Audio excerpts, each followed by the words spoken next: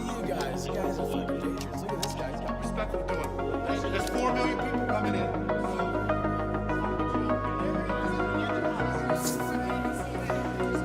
It's only a matter of time. Justice is coming. What is the cost of lies? It's not that we'll mistake them for the truth. The real danger is that if we hear enough lies, then we no longer recognize the truth at all. Why would I have anything to say to you? All you do is lie. What else is left but to abandon even the hope of truth and content ourselves instead with stories?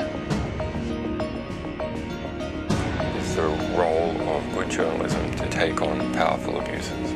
And when powerful abuses are taken on, there is always a back reaction. Take an animal virus and you increase its transmissibility to humans. Right. You're saying that's not gain of function? That is correct. And Senator Paul, you do not know what you are talking about, quite frankly. And I want to say that officially.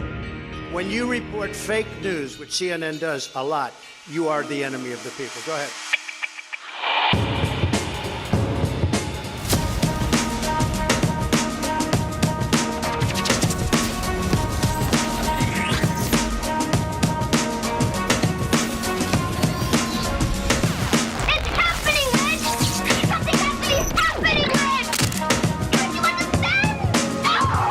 About is the reality of goodness, not the perception of it. And what I see all over the place is people who care about looking good while doing evil. Fuck them. Okay?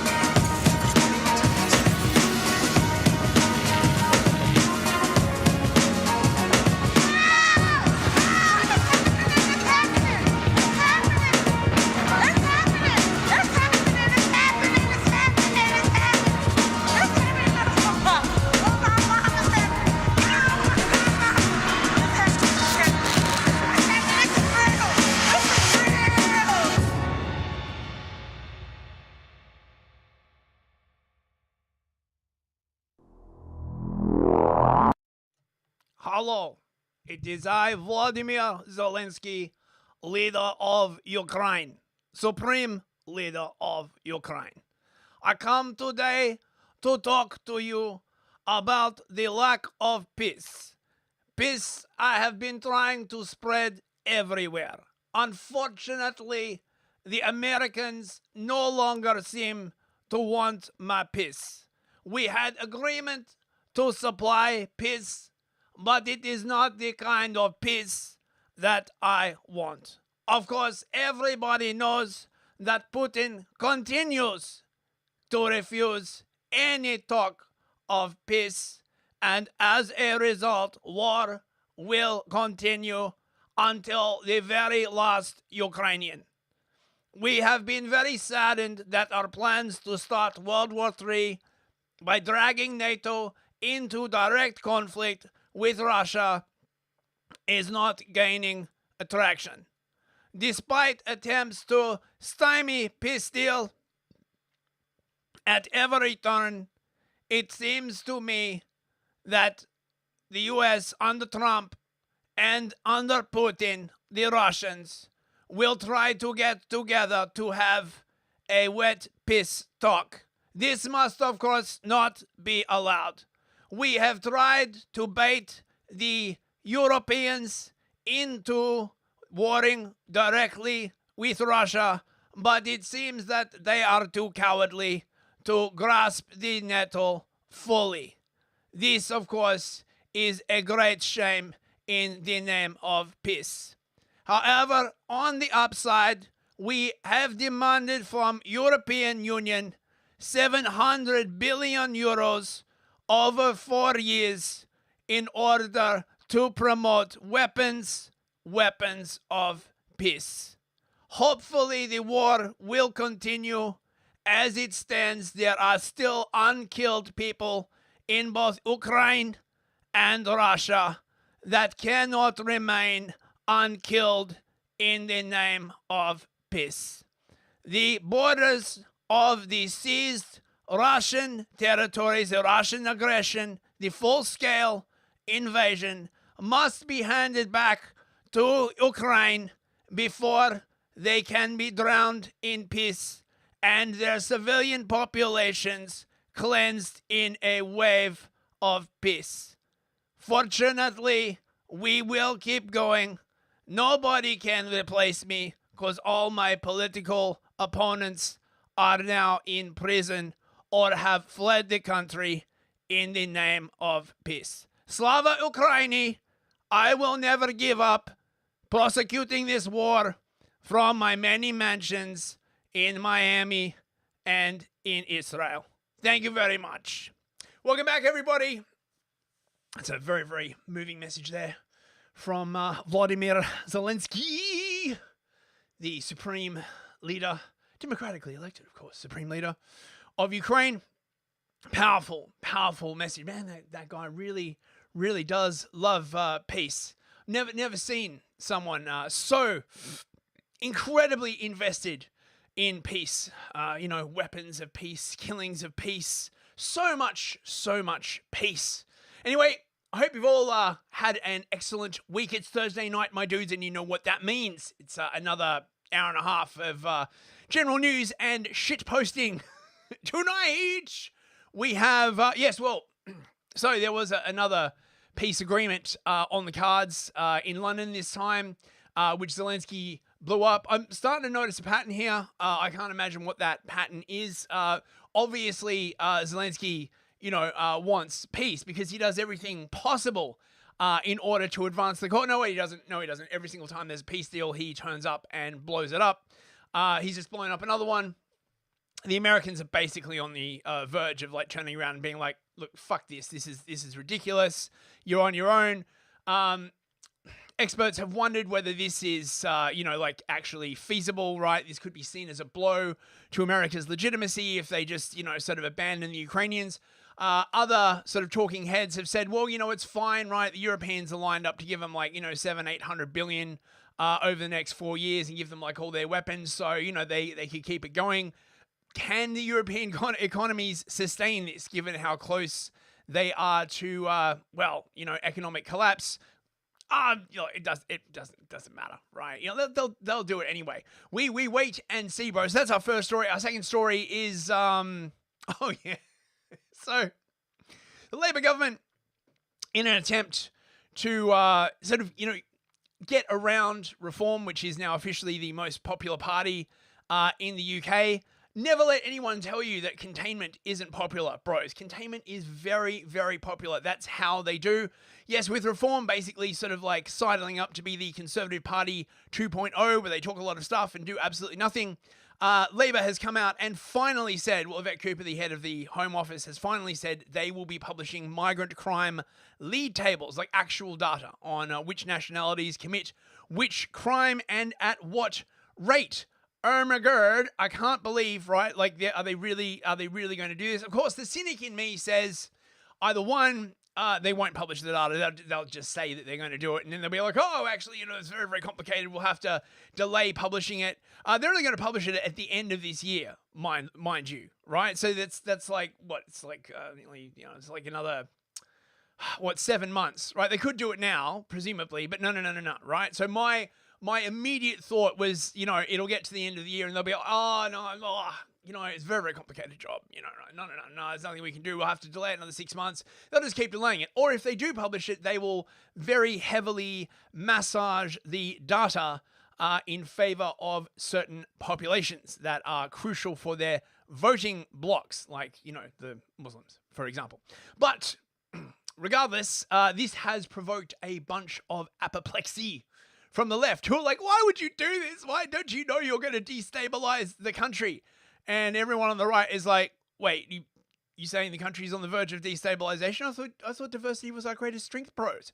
I was confidently told diversity, TM, was our greatest strength, TM. So we'll be looking into that and sort of, some of the hilarity. And finally, yet another conspiracy theory comes true. There's a lot of that going on recently. UK government has confirmed that they will start small-scale research on what the fuck do they call it? Solar dimming technology. They're gonna chuck a bunch of stuff in the atmosphere to do testing on whether they can block out the sun to reduce climate change. Okay, I mean, Did no one see The Matrix? Right? This, of course, can in no way at all go wrong, right? Look. Mao Zedong messed with nature like a bunch, right? And, that definitely didn't wind up backfiring and like causing a massive famine that killed millions of people. What are you talking about? This is an absolutely great idea. Wait, aren't we converting to solar power? How's that supposed to... Won't dimming the atmosphere hurt solar power output? Clearly, I am a racist and a bigot, so perhaps I should shut my mouth and just, shut the fuck up. Well, we'll be covering that as well. Anyway, let's have a look at who's in the chat tonight.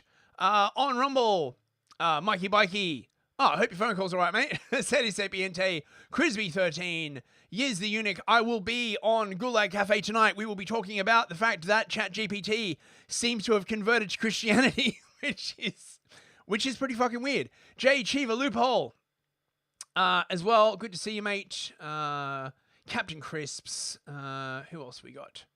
I think that's everybody. Yes, I believe that is everyone.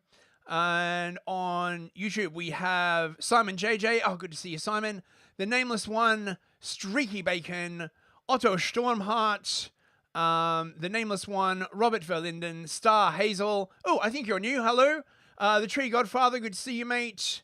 I thought we had another new person as well. James Cole. I think you're new. Hello. Welcome.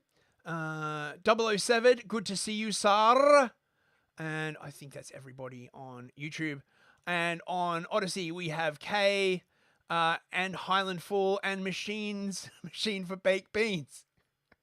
Kay sent the virtual joint. Thanks very much for that, Kay. That I'll be sure to like save that for later, mate. Is that everyone on Odyssey? Yes, I think that's everyone. Great to see you guys. Today's meme. Oh, and Olivia Drusilla, of course. We cannot forget today's meme. When you're forced to watch weak men create hard times.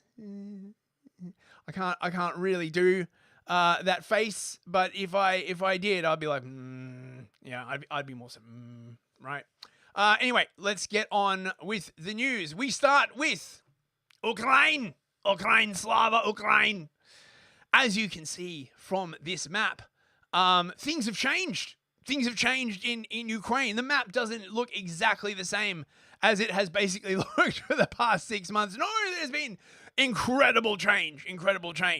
The Ukrainians, of course, are powering ahead, right? Like retaking the bits of Ukraine from Russia. Sorry, I've been informed they're not. Basically, the lines are basically frozen. There's like a little bit of movement. This is the horror of modern drone warfare, basically, right? Where you've got like satellites and drones, and everyone can see everything happening on the ground. You can't like move large amounts of troops anywhere. Because they'll get like drone bombed. So if you want to move troops, you've got to move them in like small groups of like 3 or 4. It is a massive clusterfuck. The line has basically solidified. It's like, there's like a few little things, but like nothing major, right? Basically, right? However, that has not stopped Ukraine from continuing with their demands. Well, Zelensky, I don't know. It's Ukraine, generally speaking. Everyone, of course, talks about Russia's maximalist demands, but Ukraine has their own maximalist demands, which basically haven't shifted since the start of the war. They want the Russians to pull out and go back to the status quo ante, which is a fancy international relations term for saying back to the way shit was before the war broke out, which is absolutely not going to happen. But that's okay. The Ukrainians are like, it's not the Ukrainian government who's on the front line dying. So that's fine. Ukraine is insisting on a full ceasefire in order to negotiate with Russia, as US officials hoping for a quick solution have backed out of the London talks. Yes. So, there are going to be talks in London. Talks in London. I'm sure Stam would be very, very happy. Getting there, talking about communities in Ukraine need to be protected, and we're not really going to go to war with Russia. That might be a bit difficult, but we will definitely talk like we have an army, which we don't really have, and we will absolutely talk like people in our country would be willing to fight for Ukraine, even though it is completely obvious that they won't. Perhaps we could hire some mercenaries. Now, this was quite an interesting story that was not being properly reported in the West. Imagine my shock. Right, so basically there was supposed to be peace talks in London. Zelensky turned up and did what is now basically his signature move. Him and his people agree like a bunch of stuff before the thing, and then he turns up and he makes a speech basically saying, yeah, we're not going to do it, right? We're not going to accept any kind of like peace talk. The only thing that we will accept is the Russians buggering off and giving all the territory back and all the people in that territory. One of the things that is never asked, by the way, and, I really wish people would sort of ask this, let's just say that the Russians did bugger off back to the status quo anti borders. What do you think would happen to all of the civilians in the Donbass? Let me guess, the Ukrainians would come in and give them all teddy bears and chocolate and give them like nice huggles. No, they wouldn't. The Ukrainians would start slaughtering all of them for being Russian collaborators, right? Like, they can't. Oh my god! Like, it's never going to fucking happen, right? So when Zelensky made his speech, basically saying we're not going to we're not going to accept any kind of deal, the Americans basically walked out. They still left a few of their little underlings, but Witkoff and Rubio basically said, oh yeah, shit, is that the time, I got like tennis engagement, and Witkoff said he had to go and pick his daughter up at school, and they fucked off, leaving Kellogg, right, who's basically sort of the neoconservative pro-Ukraine voice there with a bunch of underlings to have a negotiation that wasn't going to go anywhere. The Russians, of course, were not there. Russians are not allowed in London. And this is the way it was reported. This is the Washington Post. Kyiv. Ooh. The Washington Post is using the old spelling. Somebody cancel them. Everybody knows it's Kyiv. Kyiv now. Anyway, Kiev. Ukrainian President Volodymyr Zelensky. Oh, and they didn't even use his his new spelling. Ooh, Washington Post is going to get cancelled, mate. Insisted Wednesday that Russia must accept a full ceasefire before negotiations, right? But again, right, like this is complete bullshit, because the only negotiation that they are prepared to make with Russia is Russia withdrawing back to the status quo ante borders, right? So it's all just bullshit. I feel quite sorry for the negotiating teams there, right? Like, imagine, right, like you're part of the negotiating team, you like show up, and it's completely pointless. Like, what do you do? Do you like sit around like sucking on nicotine gum and like playing on your phone while like the Ukrainians like talk about how any day now they're going to like defeat the Russians? I don't know how this shit works. Thwarting US efforts to gain quick concessions from Kiev as President Donald Trump and the Ukrainian leaders' options either peace now or the eventual loss of his country. Yes, the Americans, not all the Americans, but the Americans that count, i.e. Trump, Witkoff, and Rubio, seem to have had enough of this bullshit. It's in a very, very clear pattern, as I was saying. Zelensky talks a big game, then he comes along and he just reverses course at the last minute.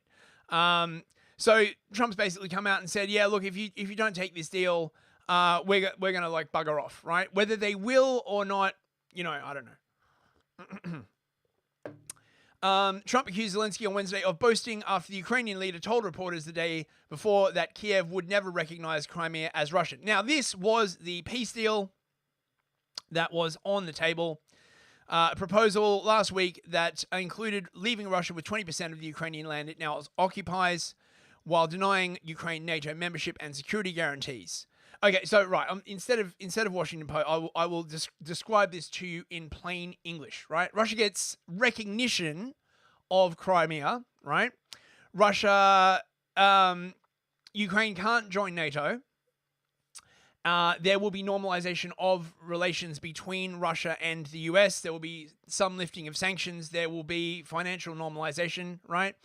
The question of what's going to happen to the occupied regions, Kherson, Zaporizhzhia, the other ones, right, is not really right? It's sort of, we'll deal with that later, okay?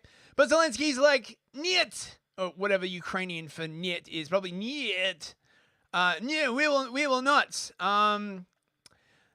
Trump, of course, came out strong, saying, Zelensky can have peace, or he can fight another 3 years before losing his whole country. We are very close to a deal, but the man with no cards to play should now finally get it done. Get it done. It's not his ass on the line, mate, right? Like, I mean, you got to wonder how many times they can do that trick with the Americans before the Americans are just like, fucking, right? Vance warned that the White House would walk away. Washington's growing rift with Kiev. Oh no, wait, they do use the new spelling. The Kyiv, over its refusal to accept talk of territorial concessions without an initial truce, was already playing out publicly earlier Wednesday, as European officials set to meet with high-level Ukrainian delegation in London had to downgrade the talks after top US officials abruptly cancelled plans to attend. As I said, right? So yeah, right? Like, the war keeps going on. They had a bit of a ceasefire, sort of, over Easter. The Russians declared a unilateral ceasefire for about 30 hours over Easter. The Ukrainians apparently used that to re-seize territory. Yeah, so, we in Ukraine insist on immediate, full, and unconditional ceasefire.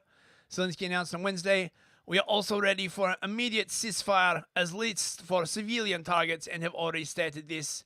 This should be a shared first priority with all partners, saving lives. But again, it's pointless because Zelensky's basically said that they cannot countenance any kind of peace process or peace agreement that does not involve the Russians buggering off and giving back Crimea as well, right? Which is just not going to happen, right?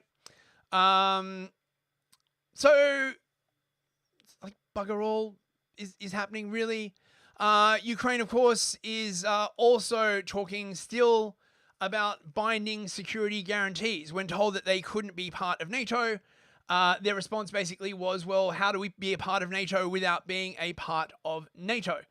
In other words, of course, Ukraine always, this hasn't really changed, wants a guarantee from the US that if Russia attacks them, the US will basically start a war with Russia.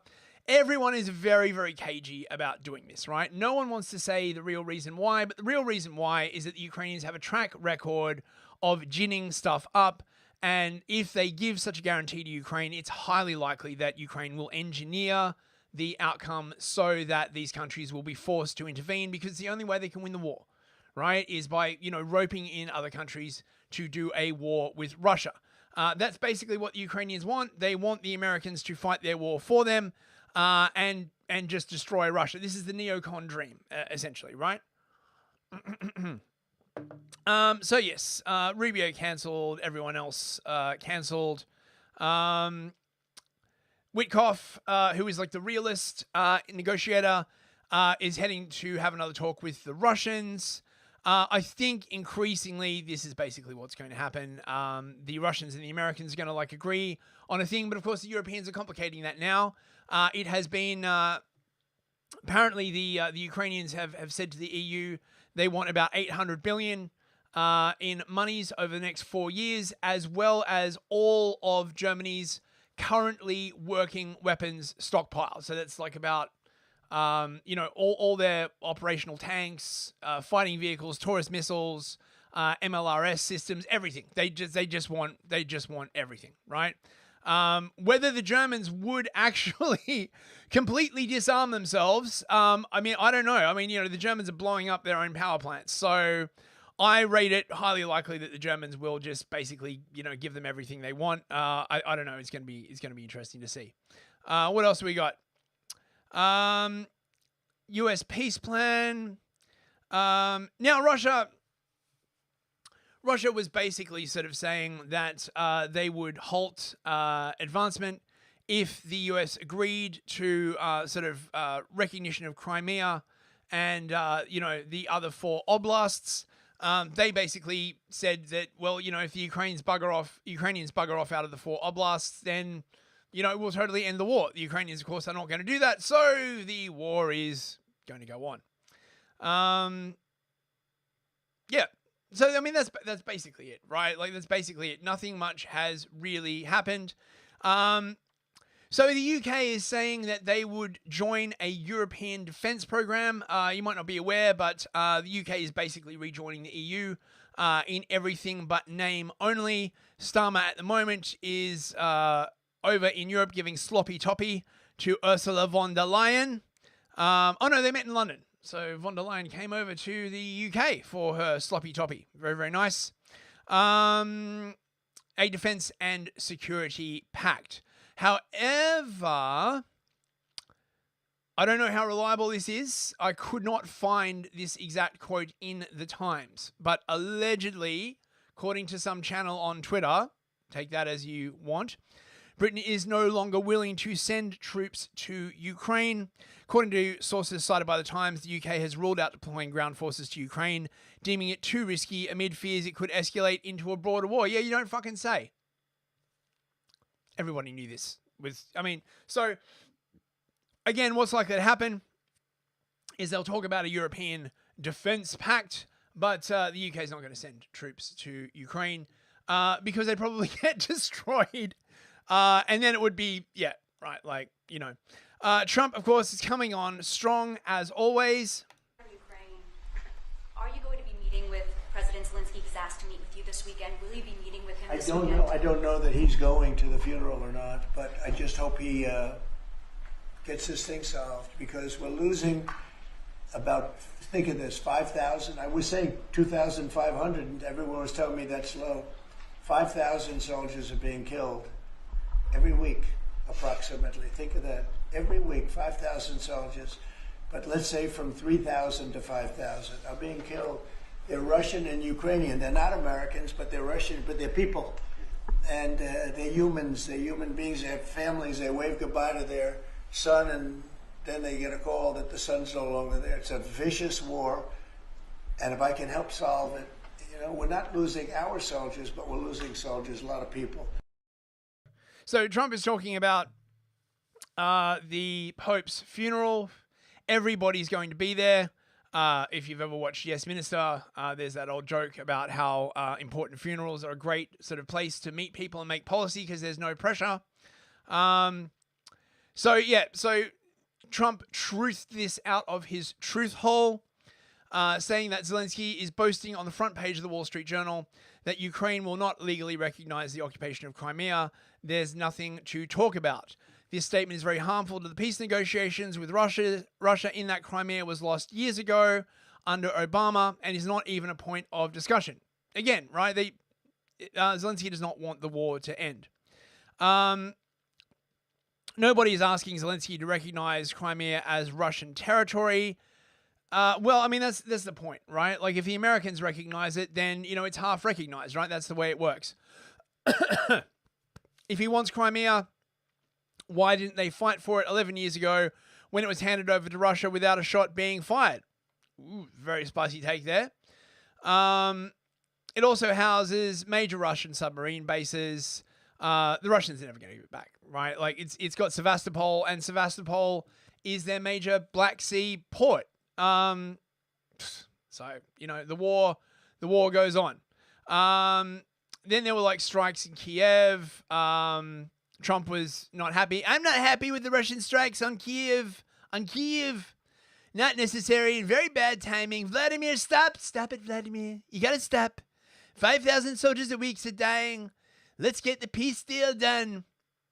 Well, I don't know how you're gonna do that, mate. I don't know how you are going to do it, right? And Macron, of course, came out saying Zelensky can't agree to a ceasefire while Ukraine is under fire. So they have to have a ceasefire in order to have a ceasefire. They can't do any kind of discussion while the war is still going on. It's just the conditions multiply. There's never going to be and this is the Russians. Peskov says that peace will be achieved when Ukraine withdraws from the 4 annexed territories, which isn't going to happen until they are pushed out. So, again, right? Let me see. Right. So that's now you're all caught up with the Ukraine war. It's just rumbling along in the background and will continue rumbling along. I predict it's, well, I don't know. There's rumors that there will be a Russian offensive late spring or summer. We'll see how that goes. I don't know. Anyway, our second story of tonight. Migrant crime league tables to be published by government for the first time. Oh, shit. Oh, shit, brah. Sounds a bit racist to me, brah. You don't want to be a racist, do you, bro? Yvette Cooper orders officials to release detailed breakdowns of migrant crime. The nationalities of migrants with the highest rates of crime will be revealed in official league tables for the first time, under plans due to be announced by the government on Tuesday. I think that's, Tuesday. Yvette Cooper, the Home Secretary, has ordered officials to publish the first detailed breakdown of offences committed by foreign criminals living in the UK while awaiting deportation. Right, so this will not include migrants who have gotten leave to remain. They're officially British. It will not include first-generation children of migrants, right? So this is already being massaged in the first instance. It seems my cynicism was correct. They're already basically saying, that Albanians, Romanians, and Poles are expected to be among the worst offenders for crimes, including violence, robbery, theft, and drug dealing. Really?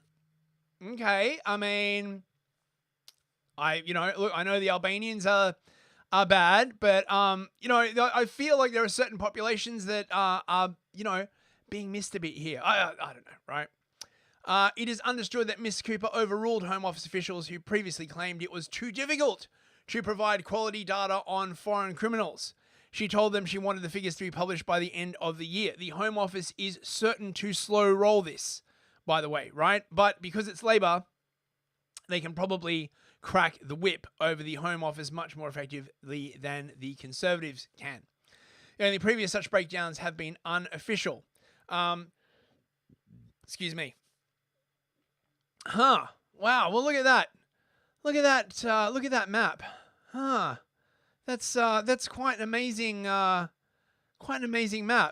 Of course, not being able to see patterns such that I am, this map means absolutely nothing to me. All people being the same everywhere, no matter where they are from. Of course, this map is completely meaningless. This data is completely meaningless. I don't know why anyone would even want to look at such data. I can't dig into it because this is an archive version, because Daily Mail won't let you fucking bloody paywalls everything. So Labour's like, we're deporting foreign criminals at a rate never seen before. Again, look at that dodge. Foreign criminals, not criminals who have just recently obtained leave to remain or something like that. They will not be published in the figures.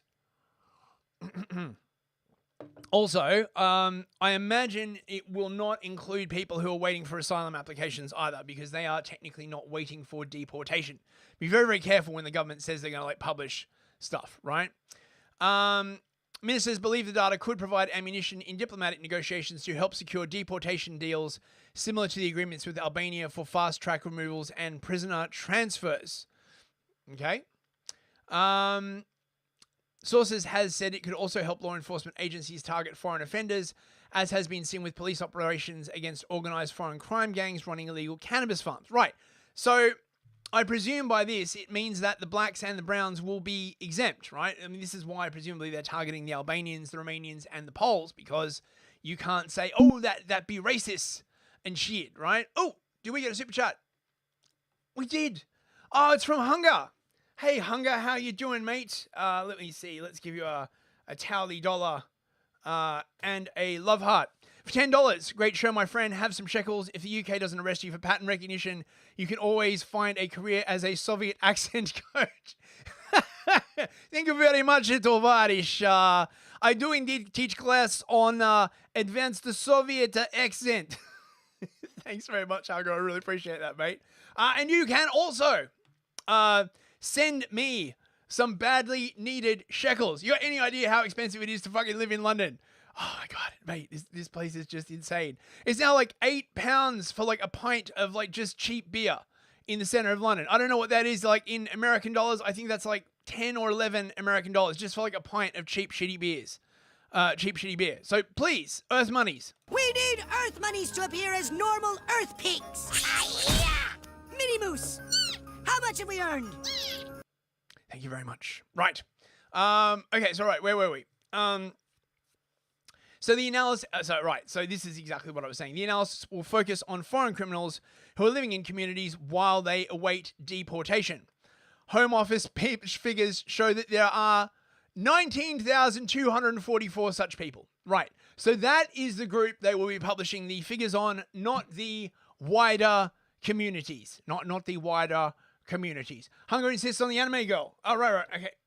Sorry about Hunger. There you go, mate. She finds donating to the channel very sexy, by the way. Message me after if you'd like to meet her. She doesn't talk much, but she can really move, so, Thanks for... Oh, we got another super chat. $3 dancing girl for Hunger, please. Yes. Dancing girl for Hunger. There you go, mate. There you go. Thank you very, very much. Yes. Wait, was that on YouTube? Right, no, dancing anime girl. Right. Got you covered, mate. Right. So yes, there will be no wider examination of these people, right? Oh, wait, another one. From $15 from Simon JJ. Oh, definitely give you a dancing girl and 2 more weeks, Simon. For $15 US. Thank you, mate. Great stream as usual, Newsfist. Thank you very much, Simon. I really appreciate that, mate. Okay. Mate, that actually like buy me a beer. Thank you very much. Honestly, it's like, this is why like all the nightlife in London is like failing. No one can bloody afford to like fucking go out anywhere. It's insane. I know what would fix it. Let's tax more people. So yes, these figures will only be for 19,244 people. There will be no league tables for the large amounts of migrants that are just generally in the UK, because that'd be racist and shit, brah. So apparently the highest rate of incarceration is for Albanians, Kosovans, Vietnamese, Algerians, Jamaicans, Eritreans, Iraqis, Somalians, Guineans, and Sudanese. Now, this is quite large, right? Allegedly, the criminal rate for Albanians is 4,000 per 10,000. That's 4 in 10, right? Get done for crimes. I mean, are they just not very good at evading the police? Does this suggest that basically all the Albanians are here to make money? Oh, excuse me. I got the London cough again. So yes, Home Office is like, any foreign national who abuses our country's hospitality and commits serious crimes should be in no doubt they will face the full force of the law and be removed from the UK at the earliest opportunity. So yeah. Now they're also saying that any foreign national jailed for at least 12 months faces automatic deportation. But of course, what about their human rights, right? What about all of the appeals that they will get? How long will this deportation take? Bloody forever. Now, this is from the Daily Mail. These are apparently the stats for sex crimes, which is, something people in the UK care a lot about. Now, I'm not sure how this works. Right, hang on a second.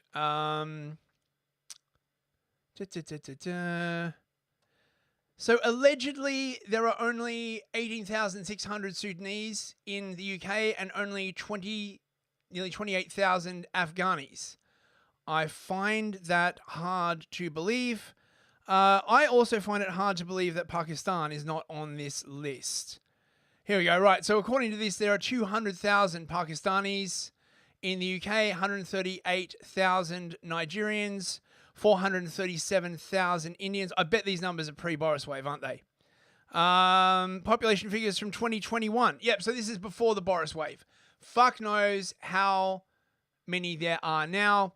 But coming in the top of the league table is Sudan, with an arrest rate for sex crimes of 1,200 per 100K, followed by Afghanistan at 1,000 per 100K. I mean, these are just the people that are caught and charged, by the way, like not, Eritrea, Iran, Iraq, Guinea, Tunisia, Namibia, Gambia, Kuwait, Yemen, St. Lucia, Egypt, Zimbabwe, Ethiopia, Syria, Jamaica, Barbados, Kenya, and Algeria. Shit, I don't know, mate. It seems a bit racist, bro. Seems a bit where's the baseline? Let's have a look at the actual baseline, right? So the baseline should be like New Zealand, right? 76 people per 100,000, right?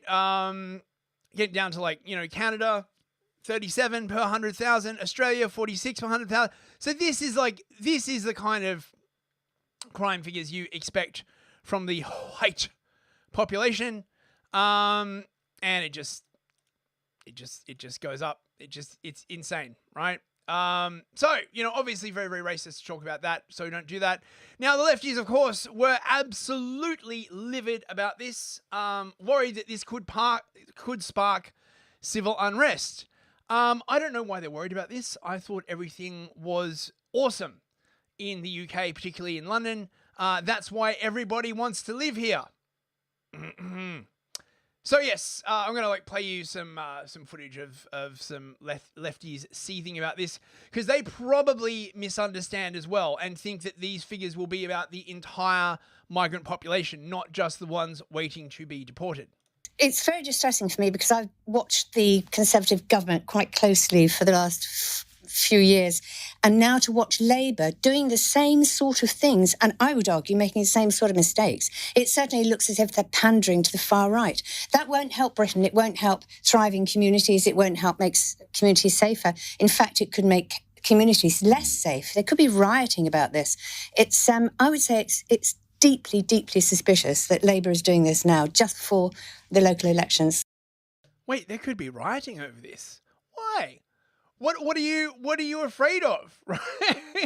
I thought that all the rape gang stuff was just a far right grievance narrative. Right. Of course, you're acknowledging the concerns of the far right. This is very, very dangerous for our democracy, bros.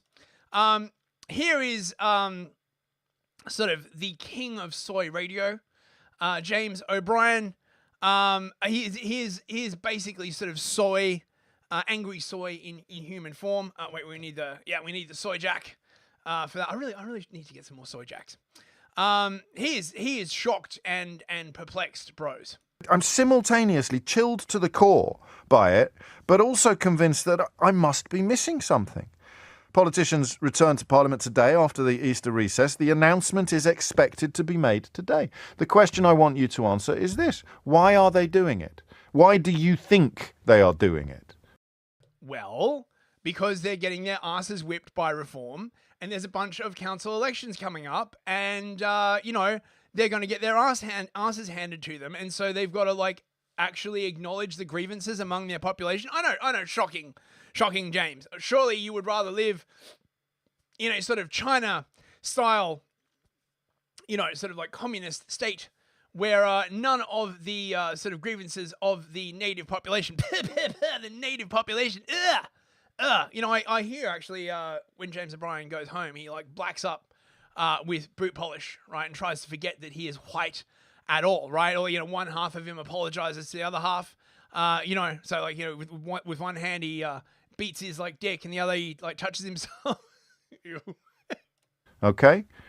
Because for the life of me, I cannot see what the benefit will be. To discover that Albanians, Romanians and Poles, as is already widely accepted, are going to be among the worst offenders in this country helps us do what? It helps you take the heat off the blacks and browns, James. Surely you realise that. Well, I mean, obviously, clearly not. Isabel and a couple of you are being very glass half full on this one and suggesting that it will actually show what a small percentage of crime is committed by immigrants. Well, yes, that's also true, but it doesn't explain why you need the league table.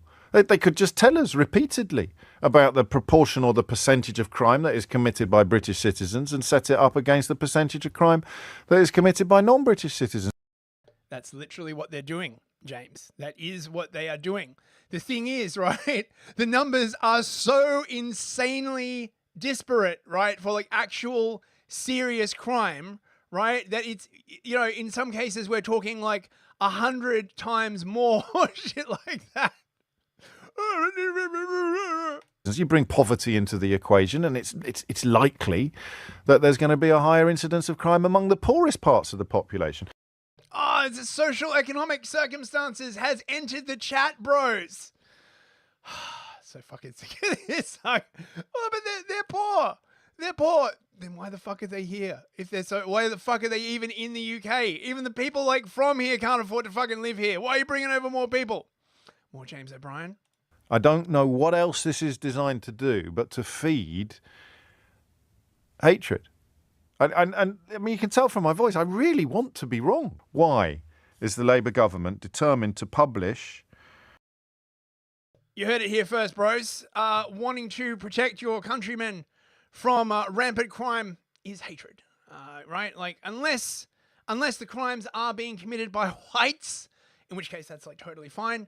I mean, but aren't like the Albanians and the Romanians, like, aren't they technically white? I just don't understand how this works. Far more information about the nationalities of criminals than ever before. And you can come at this from whatever angle you want. You can, and I honestly don't think you will, because I can't see that you could. Explain to me why this isn't as unpleasant as it appears. And what are we supposed to do with the information? And so if we... What are we supposed to do with the information? I don't know, James. I mean, like, now you're asking the important question.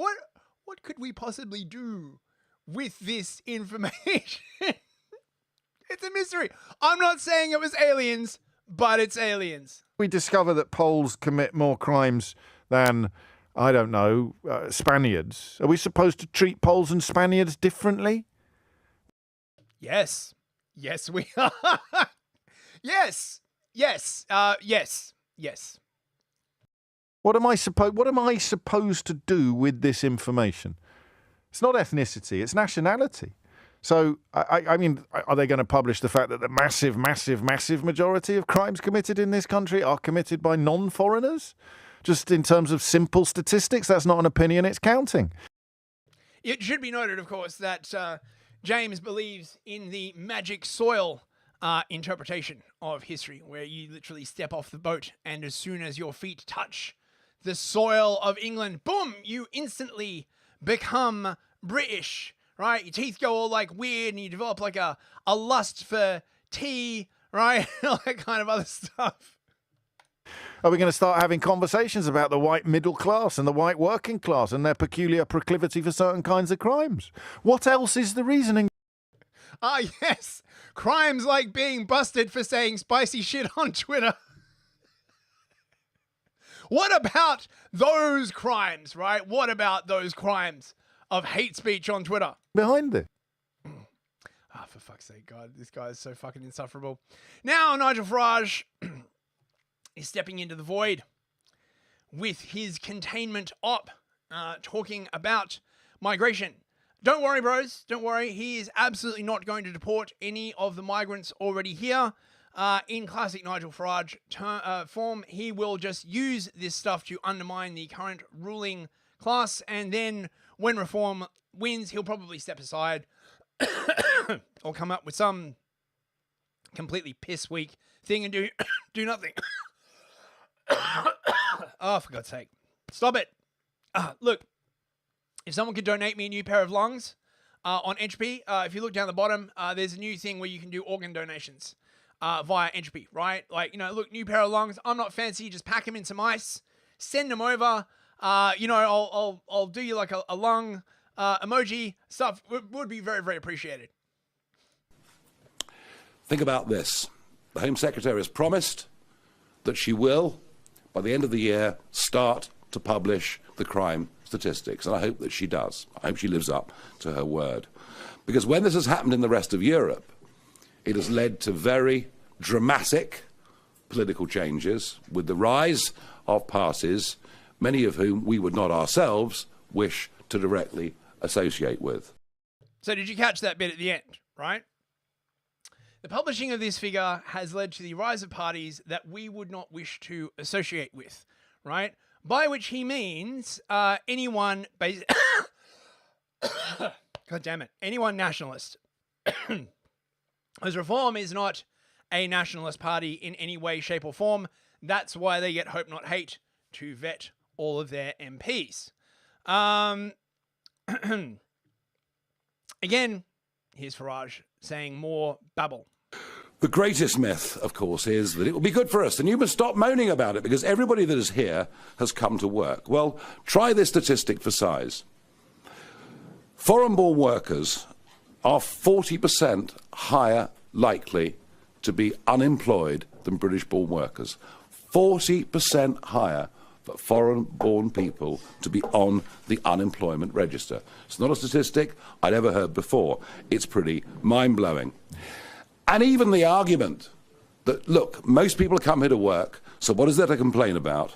Well, I'm afraid that doesn't work either, because in the last 6 years, net 3 million people have settled in Britain from outside of Europe, and of those, only 16% came on work visas. It's a completely mind-blowing number. Now, it's true to say that many of those who've come perhaps will enter the workforce, but you begin to understand that the argument for mass migration, that it's needed for the labour market, actually isn't true. Well, yeah, but he's not actually going to send anyone back. So what does it matter, right? Reform are going to get in.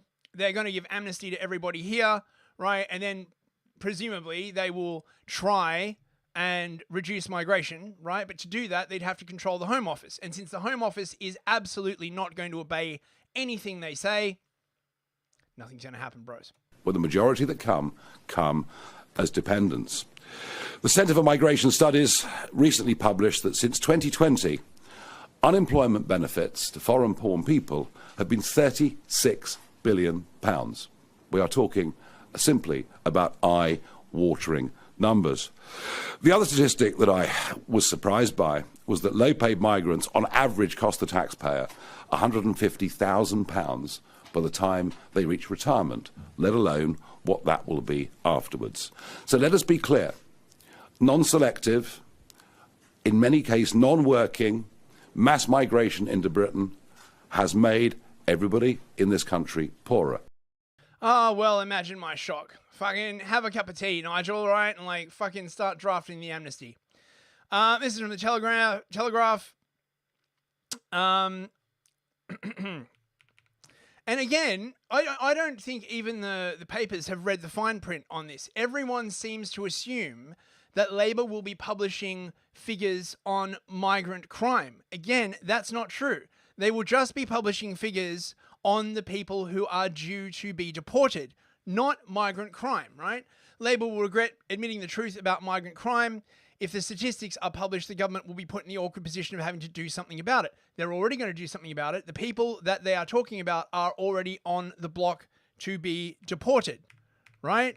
So basically what will happen is they'll publish the league tables. Labor will come out and say that, you know, X percentage of those people have actually been deported. Bada bing, bada boom, containment. The sweet, sweet scent of containment. Yeah. So, yeah, nothing ever happens, bros. BTFO'd. Vindicated again. Right, so our final story for tonight. This one's been doing the rounds. Oh, by the way, India and Pakistan might be going to war as well. Right, just, but I'm not sure whether it might cover that on the next show. Sort of like waiting to see how this shakes out. So, just dropping that in there. Experiments to dim the sun in bid to curb global warming will be approved by the UK government within weeks. Fucking Lord and Saints preserve us. Yet another conspiracy theory that turned out to be true. There's nothing quite like going for a walk on a bright spring day. but basking in the sunshine could soon be a thing of the past. Oh, God, I fucking hate mainstream journalists so much. That's because it has emerged that experts are planning on dimming the sun in a bid to curb global warming. Well, it's experiments, but yeah, it's not a good precedent. Experiments to reflect sunlight away from the Earth will be given the green light by the government within weeks, the Telegraph reports. Outdoor trials could include injecting aerosols into the atmosphere or brightening clouds to reflect sunshine. I thought they'd already been doing this, actually. The government's Advanced Research and Invention Agency, ARIA, which is basically like the UK version of DARPA, as far as I'm aware, has set aside $50 million for projects which will be announced in the coming weeks. The director said that there would be small, controlled outdoor experiments on particular approaches. This is probably like for military application, honestly. Like if you think about it logically, they're probably like investigating ways that they can do this over countries that they're at war with, to like hurt their solar power generation, to make their crops fail, to demoralize their population, all this kind of like stuff. This would make an incredible weapon, right? Of course, the probability that it would get out of control. I mean, like, imagine you started doing this over Russia, and then you wound up like cutting sunlight into most of like Eastern Europe as well. Fucking. So there you go. They're gonna put stuff in the stratosphere. They're gonna put stuff in the troposphere. It'll be great, bros. It'll be great. But they're saying it might. There is a possibility that it will curb the impact of global warming. Okay. Sure. Solar geoengineering. I thought geoengineering was a conspiracy theory, bros. I have been reliably informed that geoengineering isn't really happening. But now it is happening, and it's a good thing, bros. It's a good thing. Scientists agree that there is a need to quickly and dramatically cut carbon dioxide emissions. There are also concerns about the possible risks. You don't say. You don't say. Critics have voiced worries that geoengineering could backfire and even make climate change worse by triggering disruptive weather patterns. This is a military thing. I bet you any fucking money this is like a military thing. One area of research involves sunlight reflection methods. This includes stratospheric aerosol injection, whereby tiny particles are released into the stratosphere to reflect sunlight. Another potential solution is marine cloud brightening, in which ships would spray sea salt particles into the sky to enhance the reflectivity of low-lying clouds. It follows observations in recent decades that clouds above shipping routes are far brighter than usual. Pollution from these sulfur-burning ships caused them to be more reflective of sunlight, creating an overall dimming and cooling effect. Well, so basically what they're saying is that global shipping fights climate change. Well, I guess the Jeffrey Sachs proposal for a global shipping tax to fight climate change is unnecessary now. No, they're still going to do the global tax. Global government needs your shekels, bros, right? So yeah, fucking blah blah blah blah blah. Look, maybe they should just blow up a volcano, right? Like, seriously. What the hell is this? Oh, this is like all the geoengineering experiments they've done in the last 5 years. I was reliably told this was all a conspiracy theory, bro. Oh, for fuck's sake. God damn it. Look at this bullshit. They're doing it everywhere. However, they're worried that it's a risky strategy that could wreak havoc on our weather patterns, triggering severe droughts or devastating cyclones. I can just see all the warmongers being like, well, that sounds like a great idea. And then if anyone gets bent out of shape, we can just say, well, climate change. I mean, yeah, we did cause, that crop failure that caused like millions of your people to like die, but climate change. They found that a study from Rutgers found that if they start doing it and then they suddenly halt it, it would have severe impacts on the climate as everything bounce back. So once they start doing it, they'd have to keep doing it. Bloody hell. God. Yeah, experiments to dim the sun will be approved within weeks. Oh, God, this is so gay. Now, I just want to play you this little clip. Now, this is unlike this Twitter post, right? Who's like, oh, this is like current. This is not current, right? This is from 2011, so many, many years ago. But this is a bunch of scientists debating the morality of geoengineering. Can I leap in? This is a really important moral point.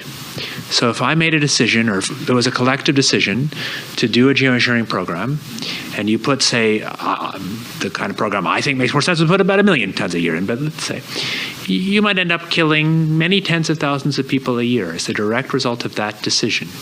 I think that has moral consequences. I don't sweep it under the rug. So this is a case where I take this much differently from Alan and think it's a much more serious issue. Now, it's true that as part of doing that, you would hope that the overall benefits of human mortality would be so that you would save many, many more people than that. But the fact that you would save more people than you kill doesn't mean there's no moral impact of making a decision that directly kills people. And I think that we who talk about this have a duty to be clear-eyed about the direct risks involved in doing it. I actually think one of the most important questions we heard from was the question about acute triggers, and sort of.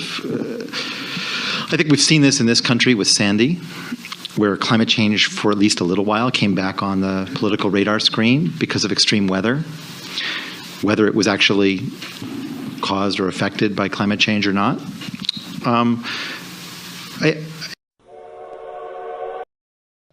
So many of you will die, but it's a risk that your leaders are willing to take. And they're already doing it. This is Lewis Brackpool, friend of the channel, good follow.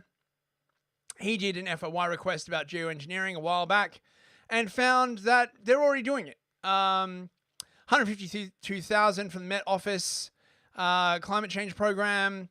The Met Office received 200,000 from an NGO called Silver Lining, which has links to Congress and the UN.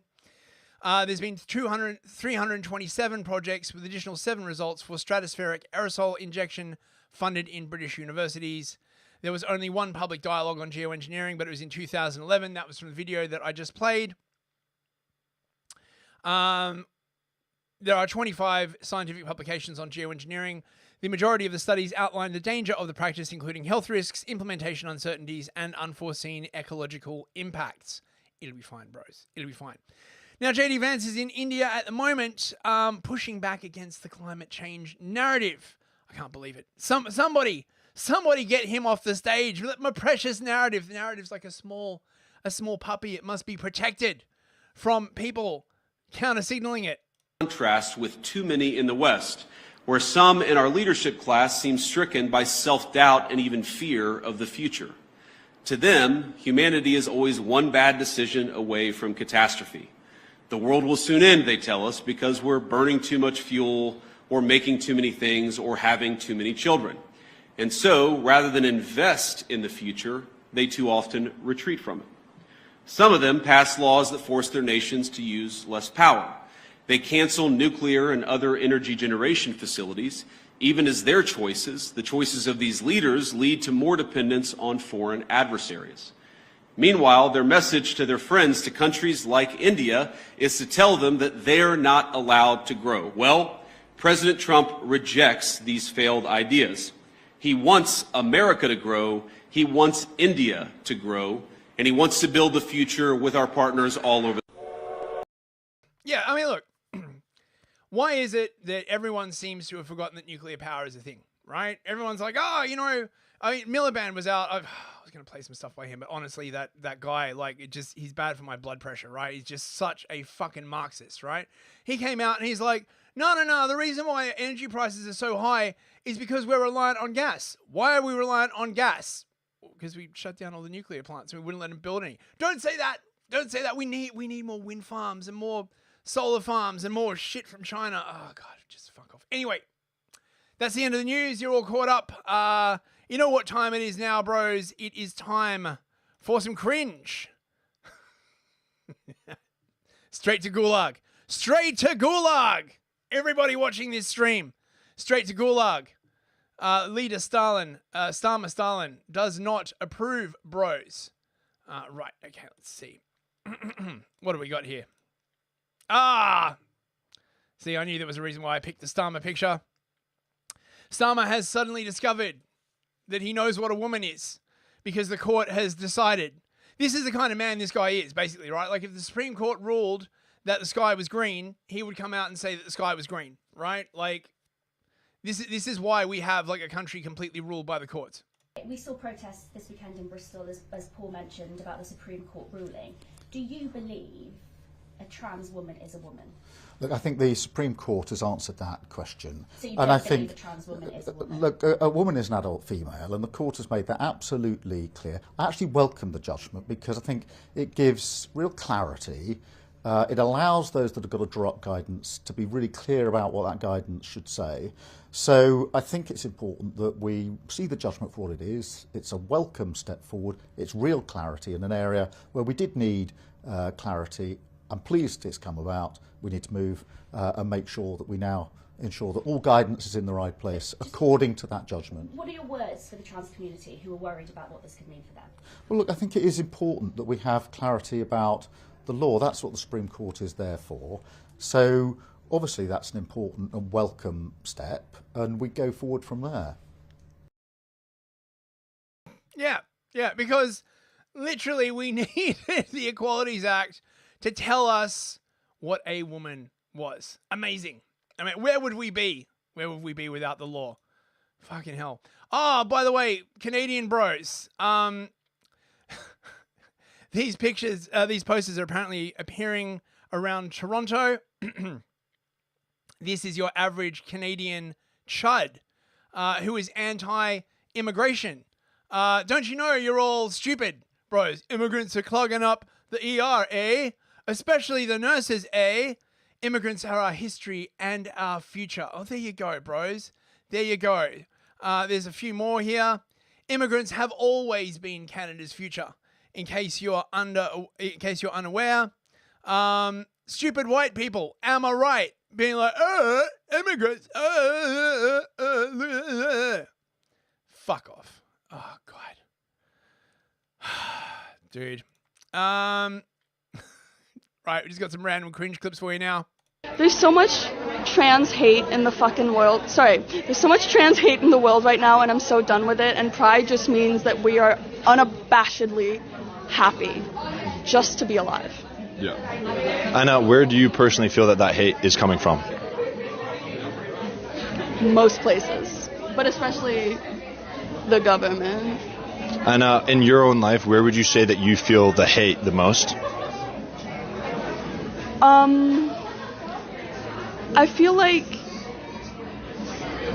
I kind of internalize a lot of the hate, so it feels like it mostly comes from myself at this point because...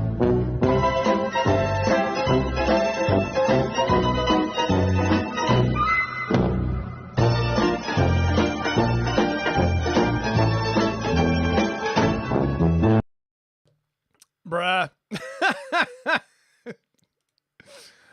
What's this? I don't know. Did you know that Islam was the first to give women's rights to choose who they marry? Meanwhile, in the USA, forcing women in marriage is still not seen as a crime. How does that work? Ameribros, can someone like fact check me on this? Oh my God. Right. Woke preacher clips. Jesus was undocumented. Let me just say that again and let that sink in for just a moment. The very person we are celebrating today, the very one in whom we worship, was undocumented. Jesus was a refugee. Jesus knew what it was to flee in fear and to live as a stranger in a strange land. Jesus was that person. If Jesus came today in flesh and blood, would we even let him in? Would we let him cross our borders? Would we let him into our synagogues and sanctuaries? Or would he be met with a wall, a cage, or a flight out of the country to El Salvador? Jesus was undocumented. Oh, fuck off. They're talking about a part of the story, by the way, where Mary and Joseph had to travel down to Jerusalem to like get documents from the Roman occupiers, if I remember correctly. It wasn't, you didn't have to cross any borders, right? It was still fucking Judea. Oh, this is good. This is a relatively long clip, but this is like pretty awesome. Check this out. Most women get raped, sexually assaulted. 99% of women get raped and sexually assaulted. You do know that, right? 99%. Wow, that's truly amazing. If you're in America, perhaps those 99% of women could buy guns. I'm just saying, right? Unless, of course, they have been committed to psychiatric institutions previously. And because of men's savagery. Holy crap. Because of men. Women Remember need to that. hide. There's a rape epidemic going on. Like, So anyway, I love the look on her face, right, when the tactic doesn't work, right? Like, she's so used to just being like, don't you know 99% of women get raped? And whatever man she's talking to is just like, oh, that's horrible, right? And the guy's just like, yeah, She's like, no, it's the magic words, they're not working. I'm pretty sure if I point to any woman in this room, they could tell me a rape story. sure, maybe their fantasy. Who knows? I don't know. Their fantasy? I don't know. A lot of women read sex novels like that. I want you to look at our country today. That men have ran, and look at how shit it is. We're the strongest superpower in the world. What? No, we're not. Yeah, we No, are. we're not. Yeah, we are. You know, countries are warning their people to stay away from us. What? I hope they do. Then the people who want to go to America, you know, there'll be more room, right? Like, you know, more hotel rooms. Yes, warn people to stay away. Soy Americans, please, you know, some of us, right? You know, the crazy conspiracy theory racists, obviously, think America's pretty cool. Well, parts of it, right? Does depend very much on which part you wind up in, right? It's a big country, but you know. Because of how shitty we are? Do you realize people try to come here illegally every single day to become Americans and or get to live here with diminished benefits, even if because they're not documented? Like you do realize, like I used to undocumented immigrants. I used to work in immigration back in the day. I know this intimately. People literally try to sneak here under intense conditions and die a lot of the times while trying to come here. This is the best country in the world. This is Again, not more the privilege best that you country don't in the understand. world, I'll tell you that much. I'm an immigrant. Oh, really? Yeah. So that proves my point even more. I didn't come here willingly. You're here. Like. She didn't come there willingly, right? She's saying she was like picked up by a slave ship and transported over to America. Did not come here willingly. Oh, okay. How'd you come here then? I came here because they paid me to. Okay. Who paid you to come to America exactly? Can I get some of that? Is that open to like anyone? Yeah, send her back, bro. God damn, man. Send her back, man. You're talking about send This her is why we back gotta yet build you a a wall. person of color? I guess we're no longer getting the best and the brightest. What the hell? This is why I'm so big on, You like, talking you about know. send me back but you a person of color? This is why I'm so big on. We need to go harder with immigration. I'm sorry, are you not black? I don't know. It depends on the day. Some days people call me black. Some days people call me Arab. I don't know what it is, man. So. Y'all looking at the same motherfucker I am? Because he's black, right? Oh man. He a person of color, right? He a person of color, right? Shut the fuck up. I ain't talking to your ass. I get more gray hairs talking to women than dealing with cartel members. I hate to break it to you. Okay, so what's your last point? Because there's a bunch of people behind you, but My point is, yeah. you're a pussy. Okay, great one. Well, there you go. Yes, I know. So that's one of the guys from Fresh and Fit. I was not aware. I don't watch, but I just thought the woman was sufficiently cringe-inducing to include it. Oh yeah. Okay. So not a huge fan of the Babylon Bee anymore, but this is pretty good. There is a deadly plague sweeping over Great Britain. This cancerous plague threatens everything: our nation, our culture, our values, and everything we hold dear. If it is not stopped, we might lose our homeland forever. This terrible disease is bigotry. That is why, as proud citizens of Great Britain, we must all keep a stiff upper lip and do our part to avoid bigotry, racism, and Islamophobia. Here are just a few helpful tips to help you avoid the stain of bigotry whilst you're being raped, stabbed, or blown up by Pakistani migrants. When an Islamic migrant approaches you and begins repeatedly thrusting a knife into your torso or face area, remember this: white British citizens sometimes stab people too, and you should be ashamed of yourself for thinking people stabbing is a Muslim thing. While the attacker stabs you, close your eyes and try to picture him as a white male. This simple meditation will help your bias melt away like clotted cream on a toasty, crumpetted tea time. Cheers, old boy. You've done it. If you are a woman, always remember to wear modest clothing.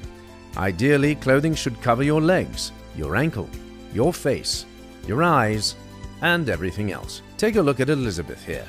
Now that's an attractive and safe look for England's streets. Failing to wear the proper attire could lead to men of undetermined religion and national origin succumbing to their baser instincts, making you a target.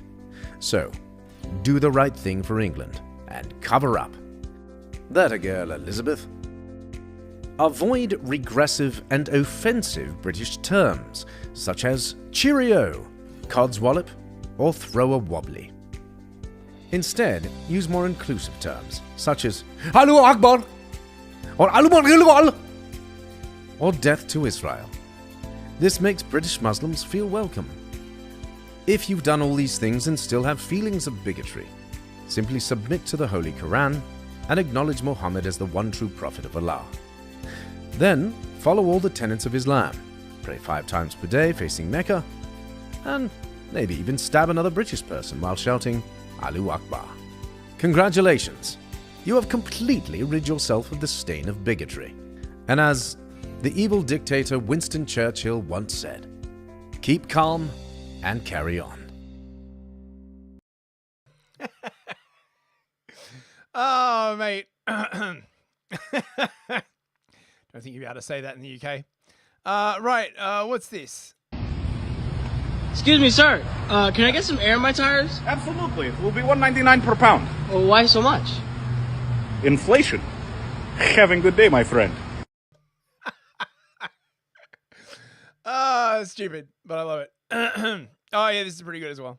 John, after looking over your resume, I think you'd be a perfect fit as our lead engineer. Thank you, sir. I won't let you down. My name is Luis. I'm here for the job interview. Oh, Mexican. You know what, John? We're actually going to go in a different direction. Luis, you're hired as our new lead engineer. You haven't even looked at his resume. It's 2024. Corporate wants us to prioritize diversity in the workplace. Resumes don't matter anymore. That's bullshit. Don't be racist, John. My name is Darnell Watkins. I'm here for the job interview. Oh, my God, African-American, huh? Louise, we're actually going to go in another direction. Darnell, you're hired as our new lead engineer. Hell yeah. It is my Stop being racist, Louise. Knock, bitches. My name's Bobby Blowett. I'm here for the job interview. Oh, my God, a transgender. Darnell, we're actually going to go in another direction. Bobby Blowett, you're hired as our new lead engineer. Bullshit. You sounded really transphobic, Darnell. My name is Debbie Smalls. I'm here for the job interview. Oh, it's a dwarf and a woman combined into one. Bobby, we're actually going to go in another direction. Debbie Smalls, you're hired as our new lead engineer.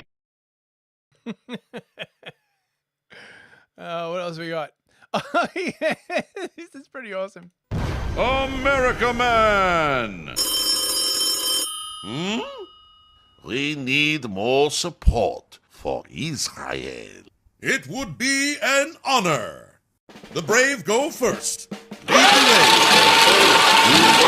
way. History will remember you. Onward to victory. Our freedom depends on it.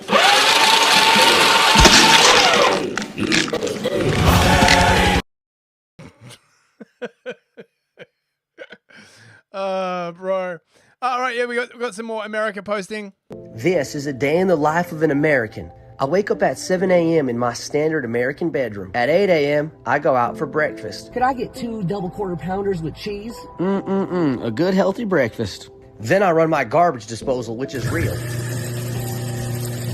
Then it's time to start working. I work hard and unrelentingly for 5 hours straight. I'm feeling a little toasty, so I turn on my air conditioning to 72 degrees. At 12:30, I snack on some popcorn and wash it down with a little bottled water. Around 1:30 p.m., I feel a deep sense of love for America. I am so blessed to be living in the best country on earth. At 2:30, I take a short break to play fetch with my golden retriever, Honey. I have some pretty severe shooting pain in my arm. If I had some health care, I'd probably get that checked out, but oh well. At 3 o'clock, I have a breakthrough at work and invent a revolutionary product that benefits all mankind. Now, obviously, I ate some popcorn as my reward. Then I gotta run an errand. I drive through a nice ritzy neighborhood, and then I turn down one street, and I'm in a post-apocalyptic hellscape. Oh my God. Then I get back home and watch the best entertainment in the world, all produced by my culture and in the language I speak. To fall asleep, I take a bunch of prescription medication that was advertised to me on TV, and that's my day.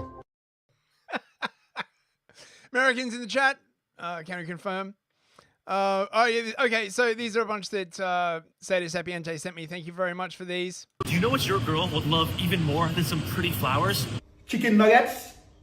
If you had a six-pack fat. Bleep. You don't have 6 packs, bro. You have 4.5. You think she wants to look at some beautiful flowers or your shredded abs? Wait a minute, bro. Why are you shirtless in a public supermarket yelling nonsense at a camera? Are you delulu? Why don't you just get your ass in the gym instead of wasting your money on material possessions? I can guarantee you, if you never buy your woman anything, not even $1 flour, and you spend all your time and money in the gym, she will be spending her time with another man while you are in the gym. And then maybe you'll get some respect from your Bleep. I bet 17 chicken nuggets his girl is going to cheat on him. Pro tip, buy your girl flowers. Oh, this is good too. Excuse me, are you drawing? Yeah. That's so crazy. I love art. Really? Yeah. I went to art school. I'm an artist myself. Oh, really? Yeah. This is Hillary Clinton? Yeah. That's incredible. I try to like lean towards like, you know, like female artists like Mother Nature.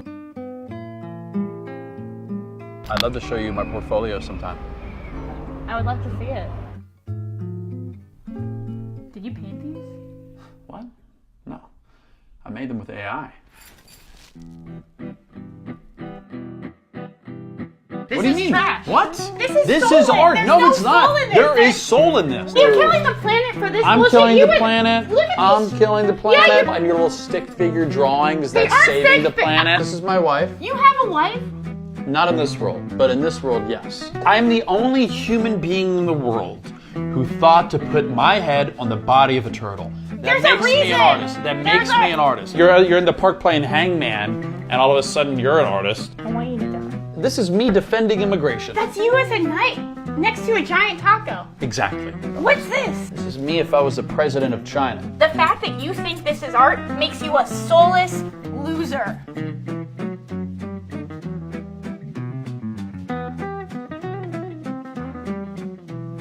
Why am I in a cage? Because you're close-minded. And why are my feet so big? You're not an artist. You wouldn't get it.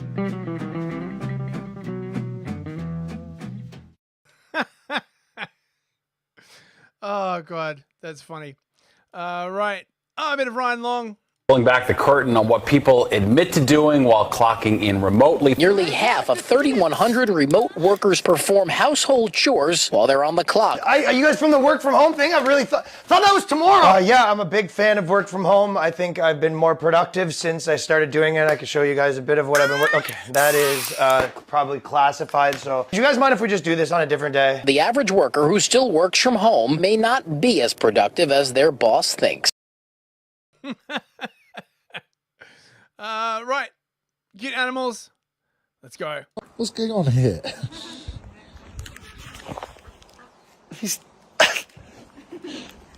What's going on, bird? What's happening? What are you doing?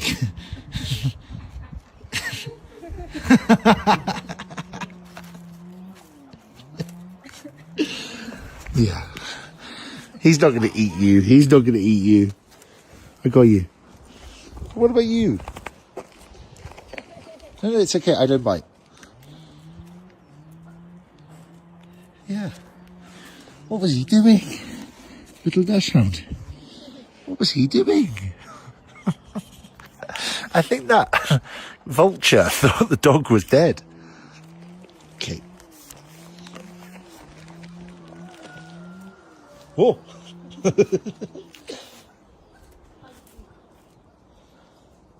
Okay. That's fun. I kind of want to touch it.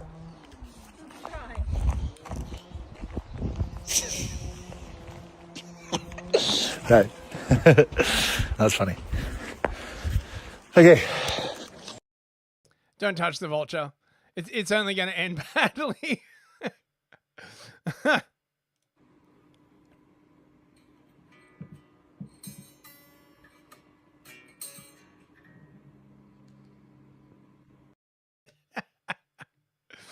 What else do we got? Oh, this is funny.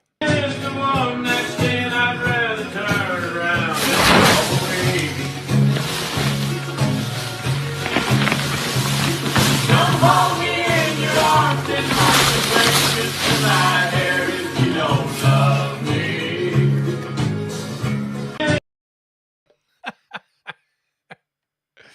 Oh, more of this cute husky watching TV.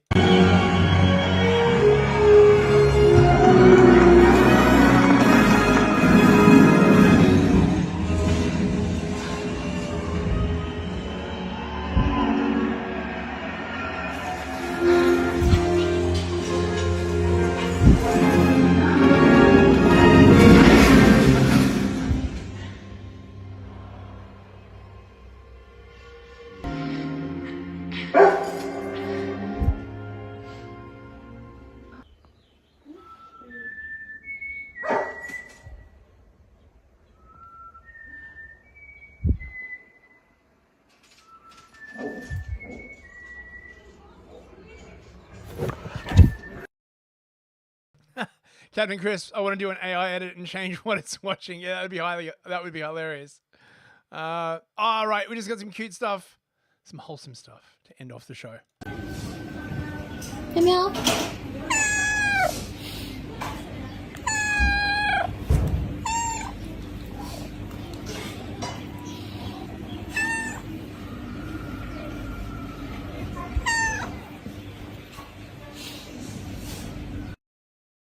Aw. What else have we got? Cute puppy. I knew it. I knowed I made a good choice. And what? My best friend.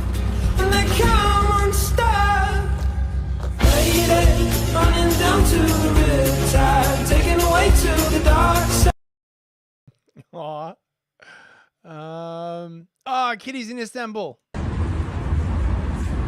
Слушай-ка.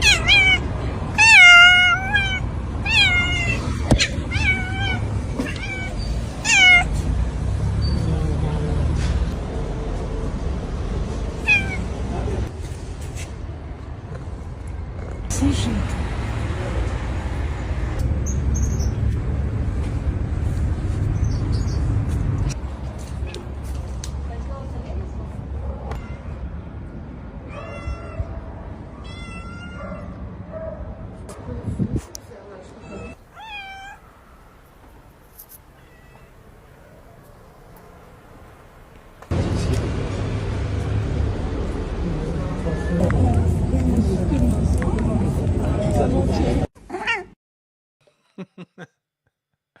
Adorable.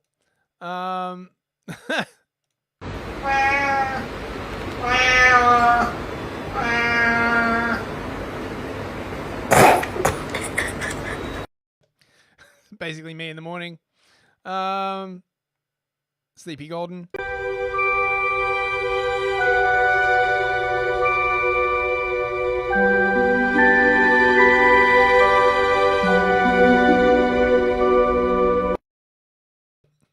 And our final cute animal video of the night. Raccoon by a river.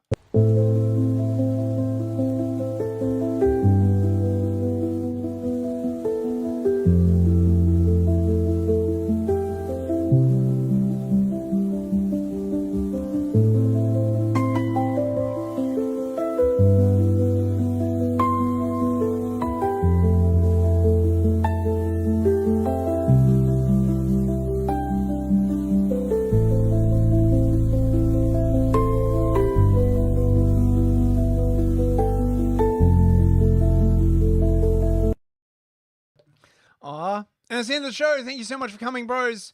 I will be on Gulag Cafe with Yiz in about an hour and a half tonight. It looks like ChatGPT has converted to Christianity. What are the implications of that? It's just, it's just Gulag Cafe. It's just going to be a bit of a shit-talking stream. I hope you can all come along, bros. Let's say a quick goodbye to everyone in the chat. Teabagging Therapist, Jay Chiva Loophole, Ivan the Horrible, Sede Sapiente, Crisby13, Livia Drusilla. Who else we got in here? Captain Crisps. Here's the Eunuch. I think she's gone. I know there's some more. I know Mikey Bikey was in here as well. Crisby13. Carvos96. Good to see you, mate. Anybody else? I think that's everybody. Apologies if I missed anyone. On YouTube, The Tree Godfather, Streaky Bacon, Stumbling, Otto Sturm Hart, Budgie Burger, Cyberchud Internal Affairs, good to see you, mate. Robert Verlinden, The Nameless One, Victorian Time Traveler, Simon JJ, thanks for the super chat. Simon, wait, who else gave super chats? Hunger gave a super chat. So Hunger, the Dye Merchant, Stumbling, who else? I think that's everybody. Apologies if I missed anyone. You got to get chat in towards the end. Otherwise, I can't. Oh, and Hayes Reviews, of course. Check out Hayes Reviews' channel if you're like into weird books. He does like book readings. It's very, very cool.